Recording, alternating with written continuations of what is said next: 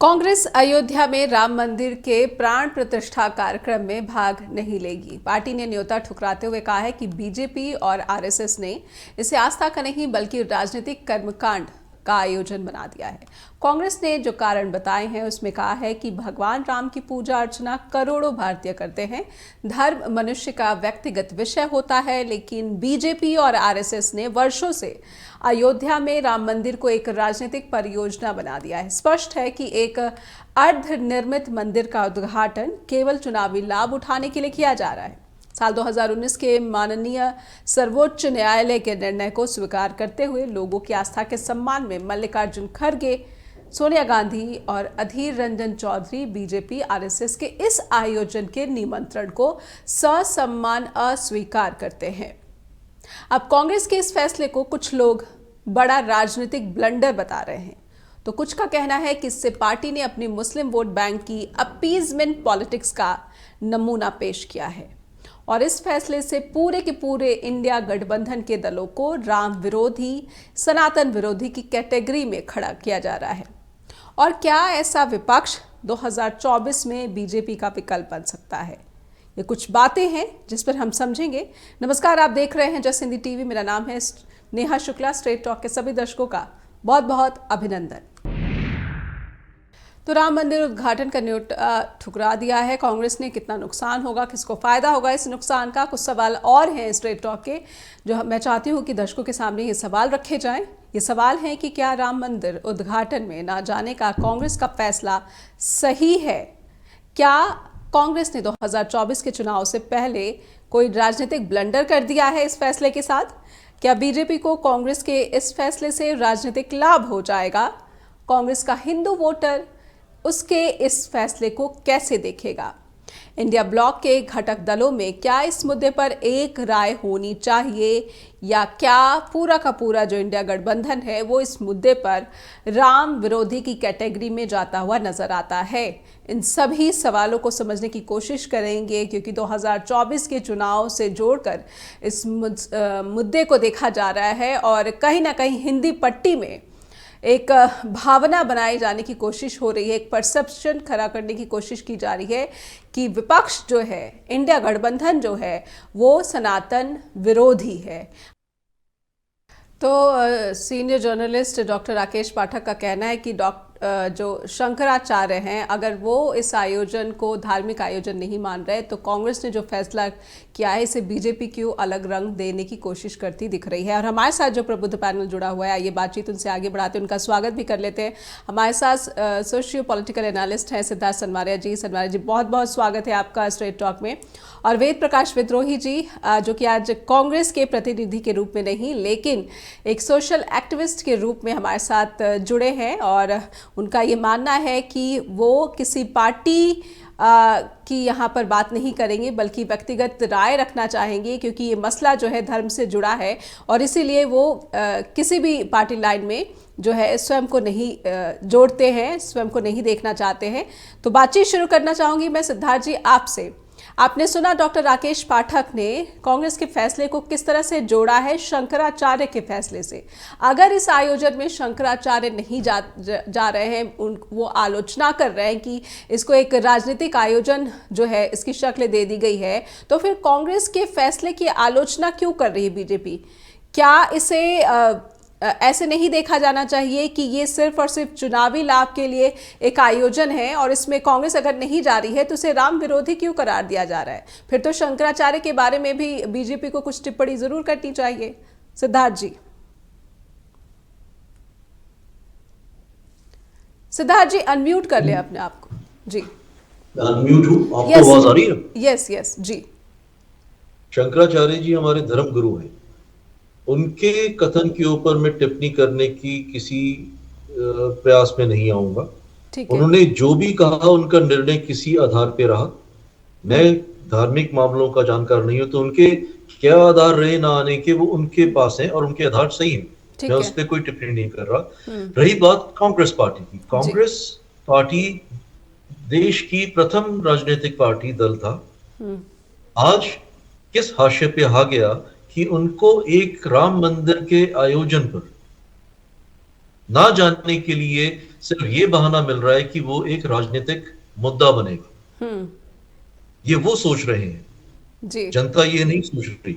जब कांग्रेस के शीर्ष नेतृत्व जनेऊधारी अपने आप को दिखाने के लिए मंदिरों में जाते हैं और जनेऊ ऊपर डालते हैं, कांग्रेस के नेतृत्व में कमी दिख रही है। कांग्रेस के नेताओं के अंदर अभी तक मुझे नहीं समझ में आ रहा कि ठीक है, उनका निजीगत फैसला है जी। सिद्धार्थ जी, तो क्या ये राम विरोधी फैसला है जैसा बीजेपी करार दे रही है? मैं इसको राम विरोधी फैसला तो नहीं कह पाऊंगा, लेकिन हाँ, ये एक विरोध का फैसला है। श्री राम किसी के विरोध में या किसी के पक्ष में मैं नहीं चाहता कि कोई भी ये कथन कहे। जैसे शंकराचार्य जी के बारे में मैंने प्रार्थना की, वो हमारे धर्म गुरु हैं, उन पर टिप्पणी नहीं करनी जी।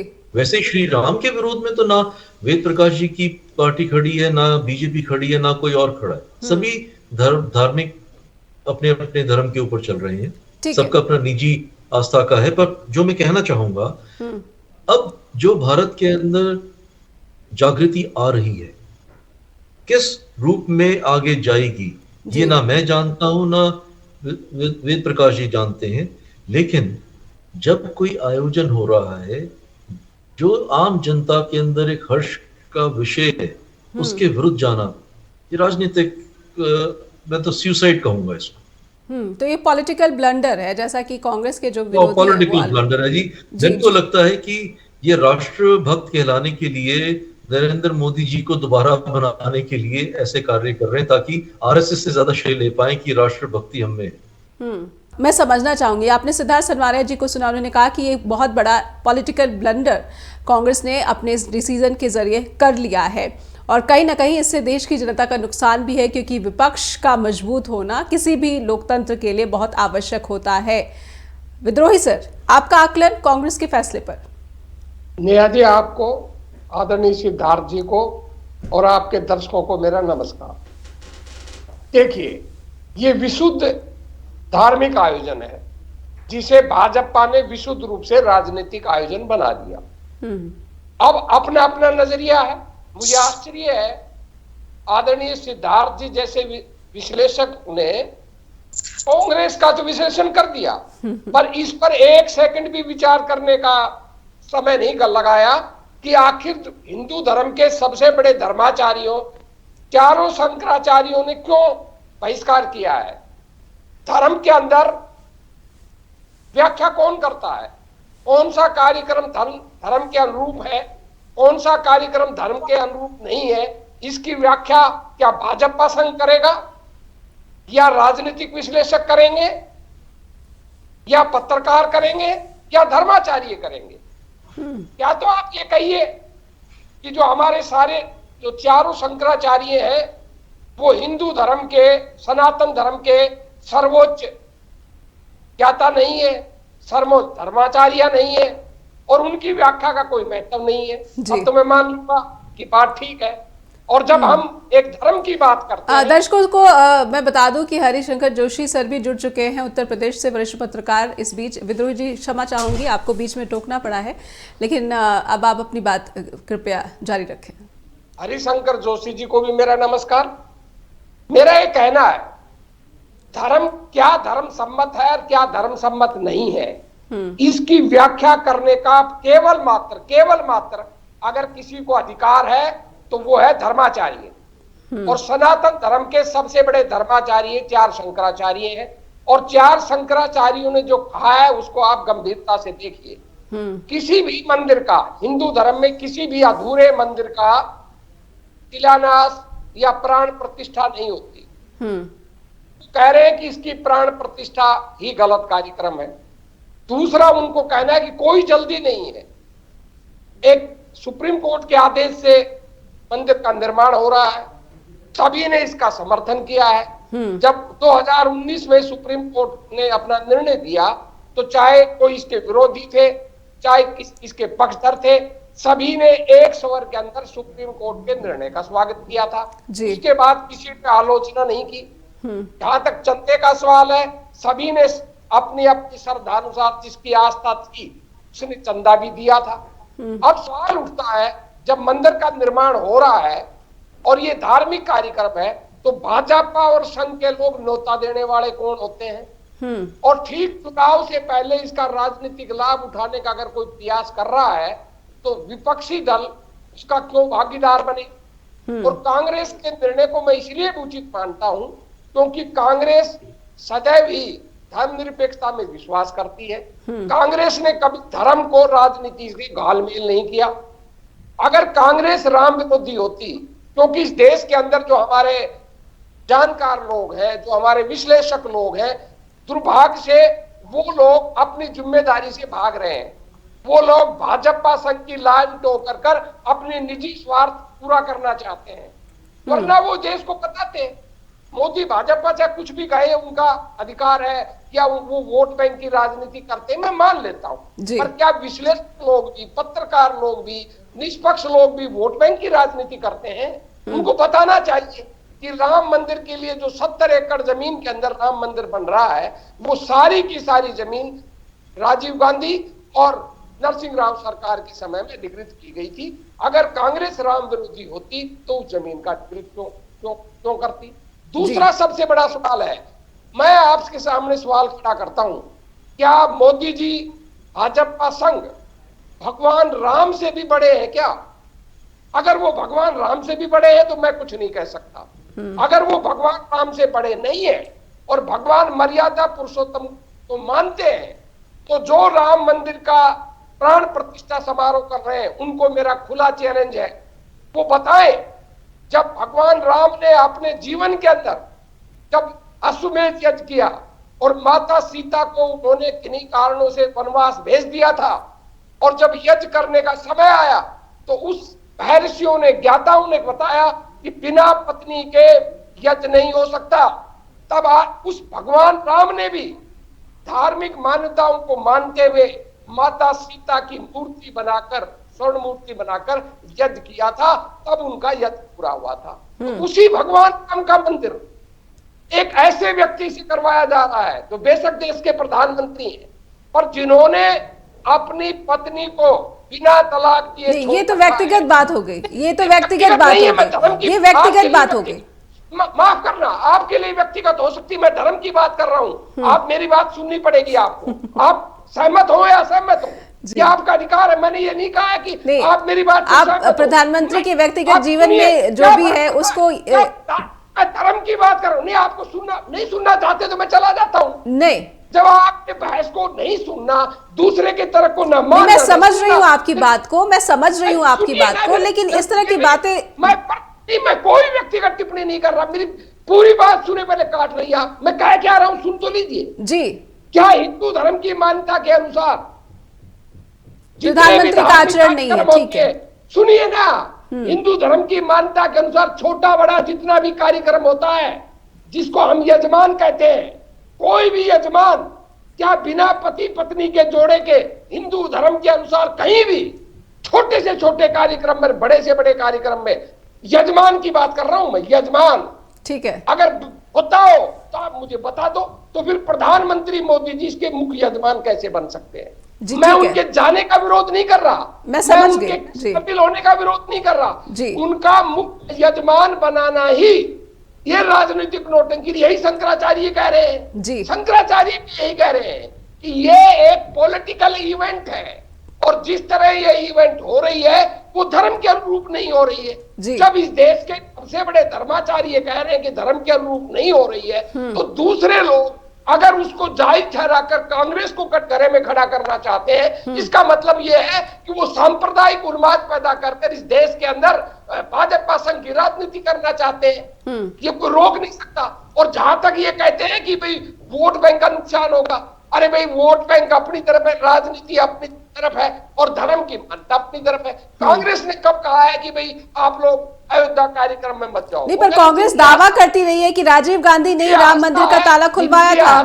अगर कांग्रेस शुरू से आप कांग्रेस अपनी नीति पे ही नहीं, यही स्टैंड है कांग्रेस का, पहले दिन से यही स्टैंड है कि हम धार्मिक कार्यक्रमों में, धार्मिक मामले में हम राजनीति नहीं करेंगे। लेकिन दावा कांग्रेस की तरफ से होता रहा कि राम मंदिर सबका है। जी, कांग्रेस का प्रमुख विरोधी दल एक राजनीतिक कार्यक्रम कर रहा है। आपको पता होना चाहिए, इस प्राण प्रतिष्ठा कार्यक्रम के बाद मोदी जी की सभा भी रखी है वहां पर, वो राजनीतिक सभा है, सब जानते हैं। तो हम कांग्रेस के लोग या कांग्रेस राम मंदिर का कोई विरोध नहीं कर रही, वो भाजपा संघ ने जो राम मंदिर को हाईजैक किया है उसका विरोध कर रहे हैं। जब उस कारण में ये व्याख्या होनी चाहिए ना। लास्ट बात जी, शंकराचार्य ने जब विरोध किया तो आपने शायद चंपत राय का भी बयान सुना होगा, कल या परसों आया था। उन्होंने कहा कि शंकराचार्य न आए तो कोई बात नहीं, क्योंकि ये तो रामानंद आचार्य, रामानंद जो है संप्रदाय है उनका मंदिर है। तो सवाल उठता है, रामानंद संप्रदाय के लोग कहते हैं कि इसका आयोजन हमारे हाथ में होना चाहिए, भाजपा संघ के हाथ में क्यों है? जी मैं लौटूंगी सिद्धार्थ जी, मैं आपके पास भी आऊंगी, लेकिन एक वक्त हो चला छोटे से ब्रेक का। जी, अधिकारी है तो भाजपा संघ कौन होता है इसका क्रेडिट लेने वाला? भाजपा संघ कौन होता है इस पर कब्जा करने वाला? ये विशुद्ध रूप से राजनीतिक नोटंकी कर रहे हैं और भगवान के नाम, राम के नाम पर वोट बैंक की राजनीति कर रहे हैं। हरिशंकर जोशी भी जुड़ चुके हैं हमारे साथ उत्तर प्रदेश से। सर, मैं आपसे समझना चाहूंगी कि उत्तर प्रदेश में मुझे लगता है कि हरिशंकर जोशी इस वक्त हमारे साथ नहीं जुड़े हुए हैं। सिद्धार्थ जी, आप कुछ प्रतिक्रिया देना चाह रहे थे विद्रोही जी की बात पर। जी, मैं विद्रोही जी को विनम्र प्रार्थना करना चाह रहा हूं कि मैंने शंकराचार्य जी के ऊपर टिप्पणी नहीं की क्योंकि मेरी क्षमता नहीं है, लेकिन मैंने ये अवश्य कहा कि जो उन्होंने कहा वो सही है। मैंने उनको कभी ये नहीं कहा कि वो गलत है। हो सकता है विद्रोही जी ने मेरी बात नहीं सुनी हो सकता है मुझसे मिस हो गई हो, तो उसको आगे लेके मैं कह रहा हूं कि राजनीति हमारे देश में राम जी के मुद्दे पे बहुत ज्यादा सक्रिय हो चुकी है। ये जो 22 तारीख को उद्घाटन है, ये एक अस्मिता का उद्घाटन है। कई वर्षों से सनातन अपने मंदिर को वापस लेने का प्रयास कर रहा है। इसके अंदर हमें ये समझना होगा कि जो व्यक्ति सड़क के ऊपर बैठा एक चाय की दुकान पे डिस्कस कर रहा है, वो क्या कर रहा है? विद्रोही जी ने जो बात की वो सैद्धांतिक बातें हैं, विद्वानों की बातें हैं, लेकिन हमारा देश सिर्फ विद्वानों से नहीं चल रहा। हमारा देश चाय की ठेलों पे चल रहा है। हमारा देश वहां चल रहा है जहां पे एक अखबार के यानी एक आम नागरिक जो है जी, उसकी सोच से क्या कांग्रेस की विचारधारा जो है मेल खा रही है, आप ये कहना चाह रहे हैं? जी, जब कांग्रेस की विचारधारा आम आदमी को स्वीकार्य थी तो कांग्रेस राज में थी। आज अगर भाजपा की विचारधारा आम जनता स्वीकार कर रही है, तो अगर वो स्वीकार है तो वो राज कर रही है जी। आपको आम जनता का भी तो देखना होगा। ये गणराज्य है। सिर्फ विद्वानों की बात या सैद्धांतिक बातों पे कि शंकराचार्य जी ने जो कहा पूजनीय है, धर्म गुरु है, जो कहेंगे सही कहेंगे धर्म के बारे में, उसके ऊपर मैं विद्रोही जी कोई टिप्पणी करने की क्षमता में नहीं हूं। लेकिन मेरा प्रश्न सिर्फ ये है कि हमारे देश में जो राजनीतिक दल हैं सिर्फ दो रह गए हैं राष्ट्रीय, एक है भाजपा, एक है कांग्रेस आई, और बाकी सब दल किसी किसी क्षेत्र में प्रभाव करते हैं। सबके अपने अपने अलग एजेंडाज हैं। अगर हमने अपने देश को एक अच्छी डेमोक्रेसी बनाना है तो हमें एक स्ट्रॉन्ग अपोजिशन की आवश्यकता है। ये एक कार्यक्रम में नहीं जाना ये कहते हुए कि उससे किसी को राजनीतिक लाभ मिलेगा, ये किसी राष्ट्रीय दल का निर्णय ठीक नहीं है। ये क्यों है इस पे मैं टिप्पणी नहीं दूंगा। ठीक नहीं है, जनता कट जाएगी। जी, ये आपको एक चिंता है कि जनता जो है वो जो जुड़ना भी चाह रही है, जो हिंदू वोटर्स है। हरिशंकर सर, मैं आपसे समझना चाहूँगी, उत्तर प्रदेश की पॉलिटिक्स में राम मंदिर का जो मुद्दा है वो लंबे समय से चला आ रहा है और इसका प्रभाव इस बार भी जो 2024 के आम चुनाव है उसमें भी एक बड़ा प्रभाव हो, इस पूरी कोशिश में बीजेपी और आरएसएस लगी हुई है। कांग्रेस का जो ताज़ा फैसला है, क्या कांग्रेस जो है अपना कोई जनाधार यहाँ पर इससे खो देगी, या फिर वो हिंदू वोटर जो कांग्रेस के साथ जुड़ा हुआ है, जो इंडिया गठबंधन के साथ जुड़ा हुआ है, क्या कांग्रेस के इस फैसले से वाकई में वो भी जो है वो असहज हो जाएगा, या फिर वो भी जो है शिफ्ट होने का भी सोचने लगेगा? कुछ ऐसा बड़ा जो है फेरबदल हो जाएगा? हरिशंकर सर, देखिए, इसमें अलग अलग विशेषज्ञों की अलग अलग राय हैं। कुछ लोग कहते हैं कि 5% तक भाजपा को इसमें फायदा होगा वोटों का। लेकिन मेरा मानना है कि जब राम मंदिर आंदोलन अपने चरम पर था और जब ये विवादास्पद ढांचा तोड़ा गया जी, तो उसके बाद जो इलेक्शन हुए उसमें भाजपा का जो वोट प्रतिशत था वो 20 और 21% के नीचे था। यानी कि उसका राम मंदिर का या उस आंदोलन का अगर कोई विशेष प्रभाव पड़ता तो वो वोट प्रतिशत जो है वो जम करता उस वक्त तो बिल्कुल मामला चरम पर था। ये बड़ा एक धारणा है राम मंदिर के प्राण प्रतिष्ठा समाज से किसी विशेष उत्तर प्रदेश की राजनीति पर पड़े जी। और दूसरी ये है कि जो उत्तर प्रदेश की राजनीति है वो बटी हुई राजनीति है और 80 सीटें हैं, 80 सीटों पर अलग अलग जगहों पर अलग अलग समीकरण है, कोई एक फार्मूला काम नहीं करता। और भारतीय जनता पार्टी को जो सर्वाधिक सफलता मिली वो तब मिली जब अन्ना आंदोलन के बाद गुजरात से मोदी जी आए और पूरे देश ने उनके दिखाए हुए सपने देखे जी। उसके बाद फिर आप देखें कि बहुत सारी घटनाएं हुई।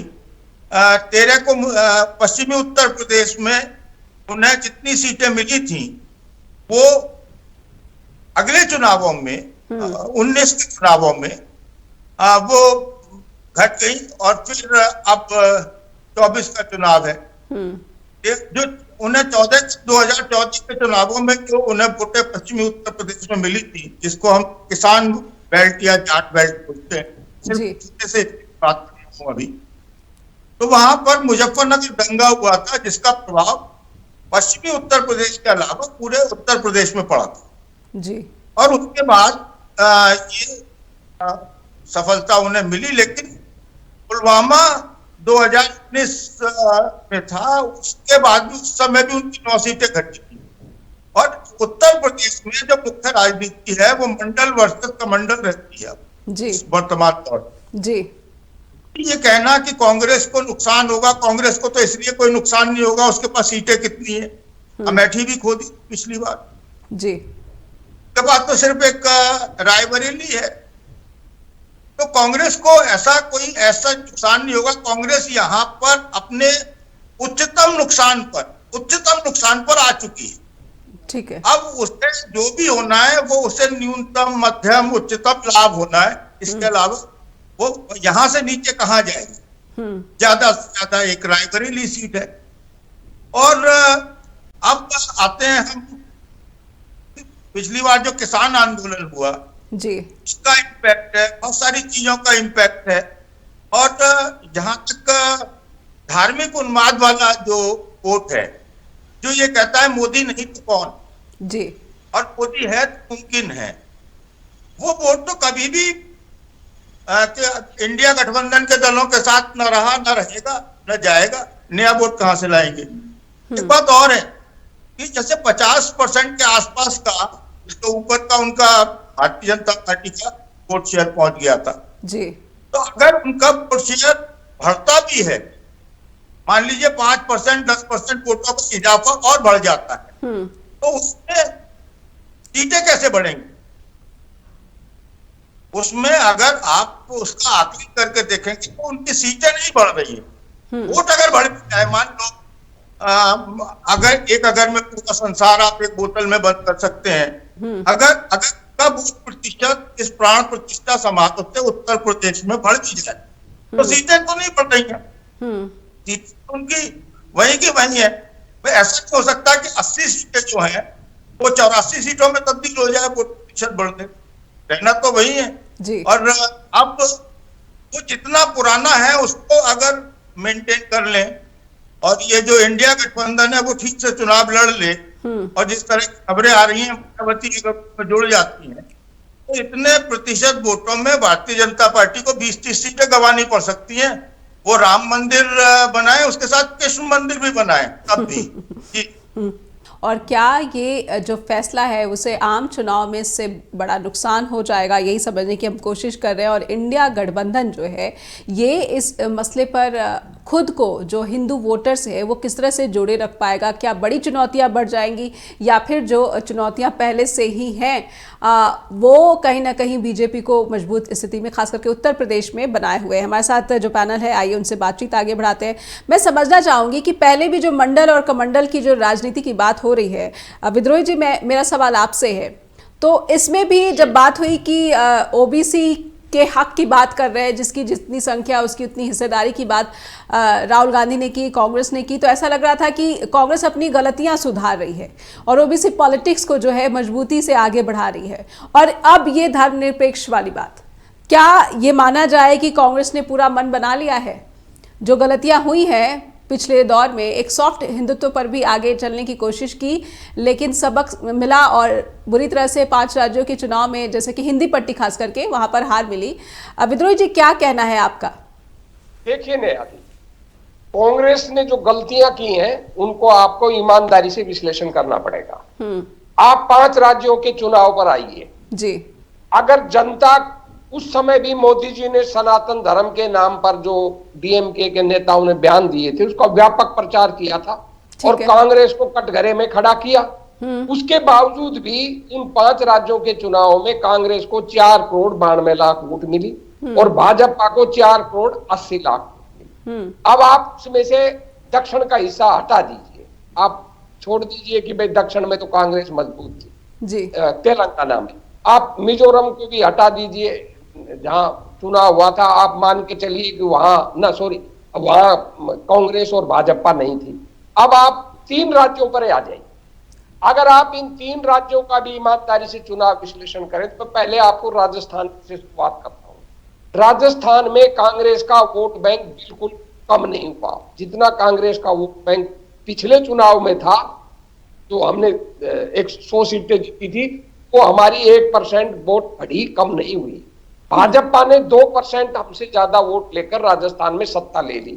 अगर आप उसका भी गहराई से अध्ययन करेंगे, हमने 69 और 70 सीट जीती।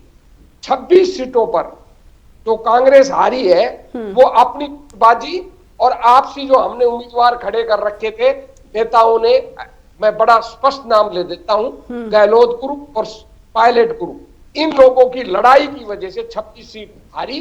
ये आप एक सीट का विश्लेषण कर देख ले।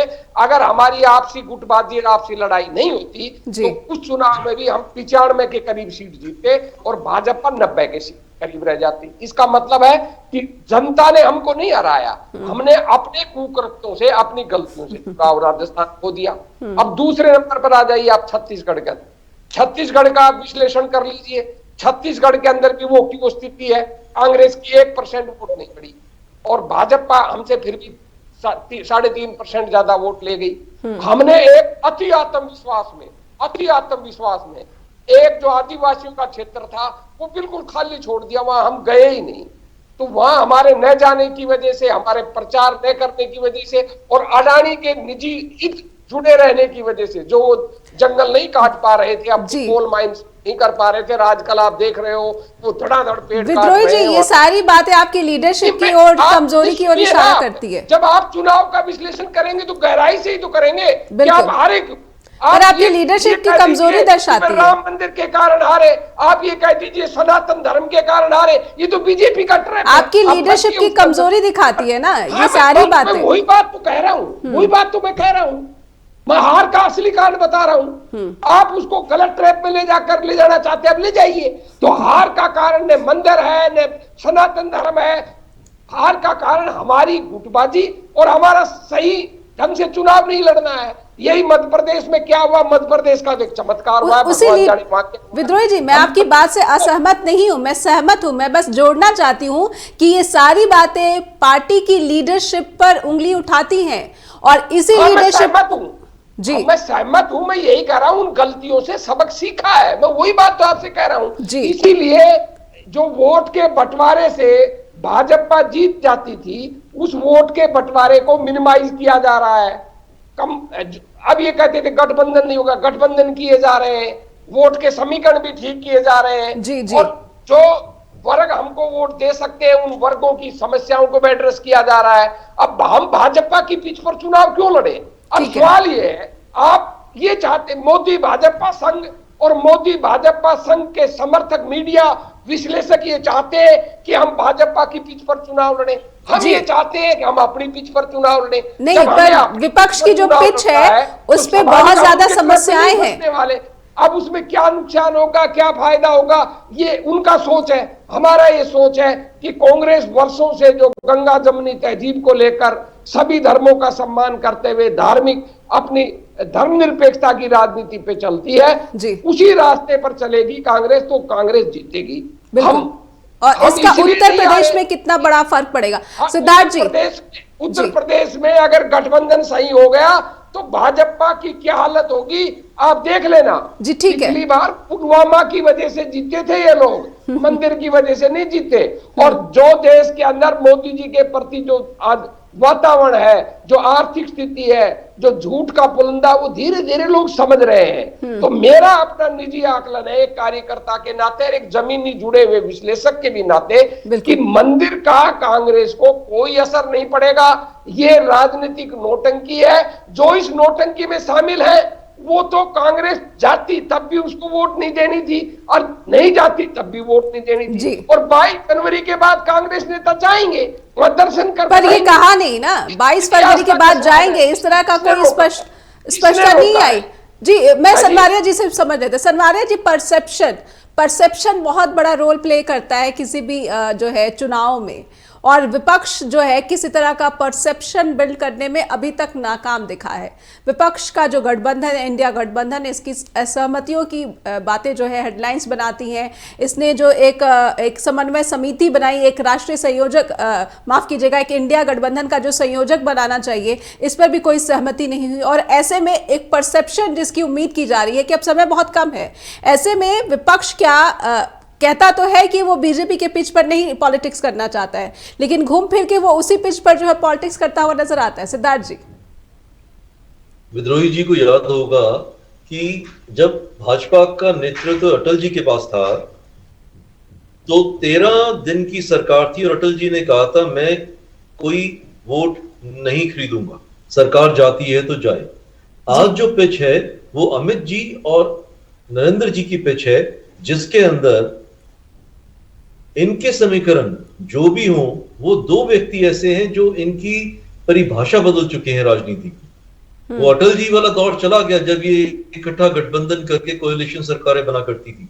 महाराष्ट्र के अंदर सरकार हुई, कोalition की आपकी सरकार थी, 3 पार्टी थी। आज क्या हाल है? मध्य प्रदेश आपने जो इस बार तो जीत के आई है भाजपा, पिछली बार तो हार के उन्होंने सरकार बनाई थी। विद्रोही जी, नेतृत्व को ये देखना होगा कि वो जनता के साथ भी आए और पिच वो खेले जहां पे वो प्लेयर खेल रहे हैं जी। ये वो अटल जी की भाजपा नहीं रही जी, ये केवल सैद्धांतिक मूल्यों पे कार्य करती थी। बिल्कुल बिल्कुल। हरी जोशी सर, मैं आपसे कंक्लूडिंग रिमार्क्स चाहूंगी कि अब जैसा कि आपने तो कह दिया है कि कांग्रेस को फायदा ही क्या है, इससे ज़्यादा नुकसान क्या ही हो जाएगा, और इसलिए जो ये फैसला है इसको बहुत ज़्यादा उत्तर प्रदेश के नज़रिए से नुकसानदायक नहीं माना जाना चाहिए। लेकिन मैं फिर से ये सोचूंगी कि, और आपसे समझने की कोशिश भी करूंगी कि उत्तर प्रदेश बहुत ही महत्वपूर्ण राज्य है, और जब वहाँ से इस तरह की कोई परसेप्शन बनाने की कोशिश बीजेपी करती है तो इसे एक राष्ट्रीय मुद्दा, इसे इनकार नहीं किया जा सकता। हिंदी पट्टी के जो वोटर्स है, जो हिंदू वोटर्स है, जो कि शिफ्ट हो जाते हैं, उन वोटर्स को क्या नहीं लगता है कि इंडिया गठबंधन ये सिर्फ कांग्रेस की बात नहीं रह जाएगी, बल्कि एक एक करके अखिलेश यादव की पार्टी, मायावती की पार्टी, या फिर जो दूसरे अन्य यहाँ पर छोटी छोटी पार्टियां हैं जो कि इंडिया गठबंधन के साथ है, क्या उनके वो शिफ्टिंग जो वोटर्स है जो कि मुद्दों पर वोट करता है, उस पर क्या बहुत बड़ा डेंट नहीं डालेगी? देखिए, ऐसा है कि ये बड़ा भ्रामक सेंटेंस है या कथन है कि वोटर जो है मुद्दों पर वोट करता है। मेरा जो है ये भ्रम जो है, मुझे ये भ्रम लगातार टूट रहा है जी। वोटर 15 लाख मिलने पर वोट करता है, वोटर अच्छे दिनों के लिए वोट करता है, वोटर राम के नाम पर वोट करता है, वोटर ऐसा है कि महंगाई, बेरोजगारी, ऐसे तमाम मुद्दे, कोरोना की अव्यवस्था के नाम पर वोट करता है। क्या आपको नेहाजी लगता है? यह राजनीतिक विश्लेषक की चीखते चिल्लाते रहते हैं साहब गुर्बत में जा रहा है, बेरोजगारी में जा रहा है। मैं बहुत क्षमा याचना के साथ कह रहा हूँ। आगे की बात जहां तक है राजनीति की, तो अभी मैं थोड़ा सुन नहीं पा रहा हूँ, मेरे वॉल्यूम कम है इसमें, तो मैं लगाने के बाद भी नहीं सुन पा रहा हूँ। कुछ मेरी उम्र का तकाजा भी हो सकता है। तो ये कह रहे थे कि अमित शाह और मोदी जी की भारतीय जनता पार्टी है, ये अटल बिहारी वाजपेयी जी की जनता पार्टी नहीं है जी। हाँ, आप बिल्कुल सही कह रहे हैं। ये वो भारतीय जनता पार्टी है जिसका मूल्यों से कोई लेना देना नहीं है।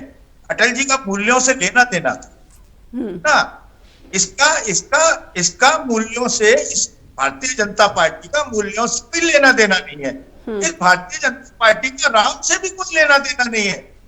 इस भारतीय जनता पार्टी का जो लेना देना है वो ये है कि किसी भी तरह से, जैसे भी सरकार बने बनाइए, जैसे भी राज चला सकते हैं चलाइए, उसके साथ अपना जो भी एजेंडा है उसको भी आगे बढ़ाइए।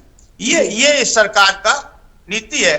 और यही कारण है कि आज देखिए ना, जब लाल कृष्ण आडवाणी जी जो रथ यात्रा के और राम मंदिर आंदोलन के प्रणेता हैं, मैं मतलब उनकी बहुत वो नहीं कर रहा हूं कि उन्होंने जो किया वो अच्छा किया नहीं किया, क्या किया क्या नहीं किया, या राजीव गांधी ने जो ताला खुलवा दिया वो अच्छा किया या बुरा किया, मैं उस बात में नहीं जा रहा हूं। लेकिन मैं एक बात कह रहा हूं कि वो मार्गदर्शन मंडल में चले गए, उसके बाद भी भारतीय जनता पार्टी के जो मूल काडर